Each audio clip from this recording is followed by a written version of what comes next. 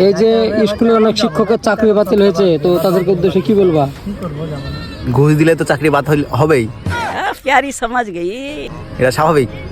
না, যাদের ঘুষ না দিয়েও বাতিল হয়েছে তাদের উদ্দেশ্যে যদি বলতে যাই সরকার আমাকে দেশের নাগরিক থেকে বাদ দিয়ে দিবে, তাহলে তুমি বলবা না? না, বলাই যাবে না। এই যে অনেকে চাকরির উপর ডিপেন্ডেন্ট ছিল, হ্যাঁ, তারা এখন অনেক কষ্ট পাচ্ছে, বা তাদের উদ্দেশ্যে কিছু বলতে চাও? তাদের উদ্দেশ্যে একটাই বলতে চাই, খুবই দুঃখিত যে সবাই এখন মাঠে ঘাস কাটতে যাবে দাউলি নিয়ে।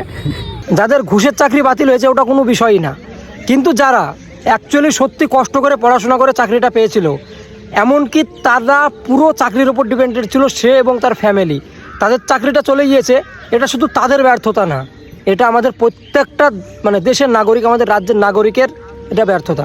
কারণ আমরা দেশে একটা এমন সরকারকে বেছে নিয়েছি, যে সরকার তো তৈরি করছে না আমাদের দেশের বেকার ছেলেমেয়ের জন্য কর্মস্থান, উল্টে যারা প্রাপ্য যোগ্য ব্যক্তি তাদের চাকরিটাও খেয়ে নিচ্ছে। কিছু বলার নাই, যদি এগুলো নিয়ে বেশি কথা বলাটাও রিস্ক। হ্যাঁ, তো সত্যি কথা বলতে কি, এটা শুধুমাত্র তাদের ব্যর্থতা না, এটা আমাদের সবার ব্যর্থতা। যে মানুষ কত কষ্ট করে একটা চাকরি পায়, মানে একটা চাকরি পাওয়ার আশাতে তার অর্ধেক রায় পুরো কাটিয়ে দেয় পড়াশোনার পিছনে, মানে কষ্ট করে বিএড করা কত কি করা ভাই, পড়াশোনা এত কিছু বুঝি না, তারপরে যেটুকু বুঝি মানে সেটুকুই অনেক খাটনি আছে। তো তারপরে ভাই যদি তার চাকরিটাই চলে যায়, মানে সে দিশেহারা হয়ে যাবে। এখানে আর একটা বলার বিষয়, যদিও যারা চাকরি করে আমার থেকে অনেক সিনিয়র, অনেক ম্যাচিওর, তারপরে বলবো যে অনেক এমন মানুষ আছে যারা কোম্পানির চাকরি করে, হ্যাঁ, তারা উচ্চশিক্ষিত, তাদের চাকরি চলে গেলে না মানে ওয়ার্নিং পর্যন্ত দেয় না, হুট করে রাতারাতি কোম্পানি বন্ধ হয়ে যাবে, তাদের চাকরি চলে যায়, তারা কিন্তু এত ভেঙে পড়ে না, তারা পরের দিন আবার নতুন চাকরির খোঁজে বেরোয়। তো একটা চাকরি সামান্য চলে গিয়েছে, জীবনটা তো কেড়ে নেয়নি, চাইলে আবার আপনারা অনেক বড় কিছু করতে পারবেন। আমাদের দেশের সংবিধানে নাকি এরকমও বলা আছে শুনেছি, যে 10 জন অপরাধী শাস্তি পাওয়া থেকে মাপ পেয়ে যাক, তবুও যেন নিরপরাধী কেউ শাস্তি না পায় তাদের জন্য।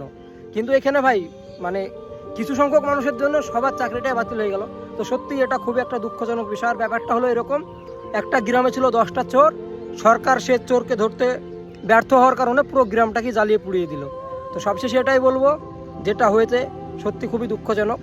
আর যাদের চাকরি গিয়েছে সত্যি মানে তাদের জন্য ভীষণই খারাপ লাগছে, ভীষণ মানে ভীষণ।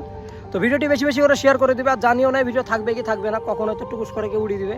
তো চলো টাটা।